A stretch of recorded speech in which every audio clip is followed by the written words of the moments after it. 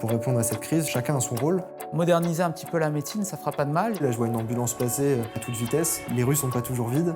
Pourquoi pas utiliser les airs? On est sur quelque chose de futuriste, mais on est sur un besoin qui pourrait déjà soulager le corps hospitalier et les transferts. Il faudrait des années pour développer tout seul un véhicule. Même si on ne le fabrique pas, j'ai voulu vraiment couvrir toutes les zones du projet. Qui mieux que Dassault Systèmes pouvait m'aider sur la partie 3D?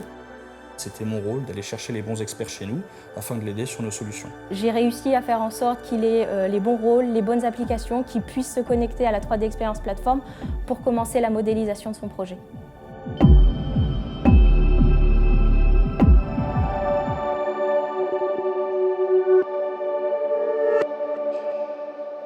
Le zoning, il faut que ça intervienne assez tôt parce que c'est ce qui configure un petit peu ton objet. Dès que tu fais un objet un peu complexe, il faut délimiter des zones d'encombrement. J'ai défini des zones pour les roues, des zones pour le bloc moteur, pour le bras, pour le mécanisme d'ouverture, et ça me permet déjà d'envisager les points de fixation, les zones de charge, etc. Au bout de chaque bras articulé, il y avait juste un cylindre vertical dans lequel il fallait intégrer justement des moteurs électriques pour la propulsion. Très vite, j'avais un moteur conceptuel, hein, mais pas très détaillé, mais avec le gabarit. Je l'ai intégré dans mon zoning et petit à petit, en configurant le véhicule, je me suis rendu compte qu'il fallait que je minimise tout ça. Je l'ai aidé pour dimensionner ces moteurs et pour les miniaturiser. Donc on a fait du lightweight engineering. L'objectif, c'est d'améliorer le ratio poids-puissance en utilisant par exemple des matériaux composites, de la fibre de carbone, en travaillant sur les matériaux pour permettre à l'engin de décoller et de voler. Au bout d'un moment, j'étais bloqué sur une thématique, celle des bras. Il fallait trouver la bonne architecture des bras qui permettait d'accueillir à la fois le moteur et ses hélices, mais aussi la roue qu'on a décidé de motoriser et qui redevenait hélice. Donc c'était une architecture assez complexe. Et un pote m'a envoyé un lien effectivement concernant un drone d'une marque super connue. Ils n'avaient pas la contrainte de la roue en plus, mais en tout cas ça m'a inspiré. Et donc avoir toujours sous l'œil l'existant, c'est toujours intéressant. Parce que ça permet de ne pas réinventer la roue, ça me permet de s'inspirer et même d'aller au-delà, quoi.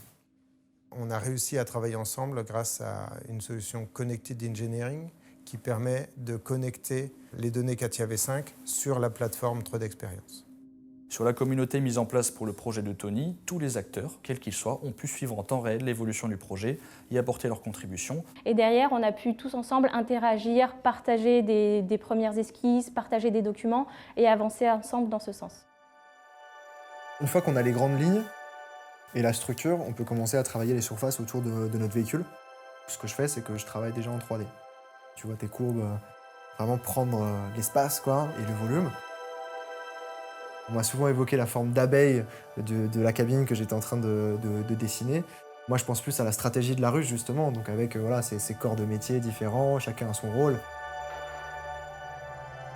Les textures dans le véhicule et le choix des matériaux, ça a une valeur effectivement de communication. Quand on veut communiquer son projet, on fait ce qu'on appelle les rendus réalistes. C'est-à-dire qu'on utilise la 3D et donc toutes ces bonnes vues, ces bonnes perspectives et ces volumes, mais les matériaux ils sont pris en compte bien avant du process. Aujourd'hui, quand on va chez un client, on veut lui montrer des choses, etc. Bon, bah, généralement, il faut que cette personne-là soit équipée en 3D. Bon, là, tout se fait sur Internet, tout se fait sur le cloud. One single place where you have all the data and we can actually exchange information from one person to the next wherever we are on the planet. So that's great. Donc, dans un endroit où on n'a plus le droit de se déplacer, etc., le cloud, c'est magique. Alors, grosse journée. L'ambulance volante, c'est sur la bonne voie. Je pense que le design est quasiment figé. Maintenant, je croise les doigts et j'espère que ça va voler.